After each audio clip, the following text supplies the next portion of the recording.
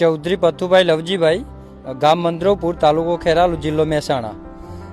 હું છેલ્લા 10 વર્ષથી પ્રાકૃતિક ખેતી કરું છું અને દેશી ગાય રાખું છું. એટલે ખાસ કરીને પ્રાકૃતિક ખેતી માટે મને એવોઇડ કર્યો છે.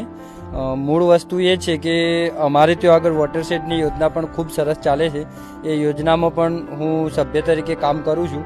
તો અમારે ત્યાં બંધ પાડા ખૂબ સરસ રીતે ગામમાં બંધાવ્યા અને એમાં પાણીનો સંગ્રહ પણ ખૂબ સરસ થયો અને ચેકડેમ પણ બનાવ્યો છે. અમારે બીજા હજુ પણ નવા ચેકડેમ બનાવવાના છે અને એક ગામની અંદર જે વરસાદનું પાણી વહીને જતું રહે છે તે પાણી અમે એક તળાવથી બીજા તળાવમાં લિંક કરીને એની પાઇપલાઇન ડ્રેનેજ દ્વારા એ પણ લિંક કરી અને જે તળાવ ઉભરાઈને ગામની બહાર પાણી જાય છે તે પણ અમે વ્યવસ્થા એની આ વર્ષે નવી યોજનામાં લેવાના છીએ.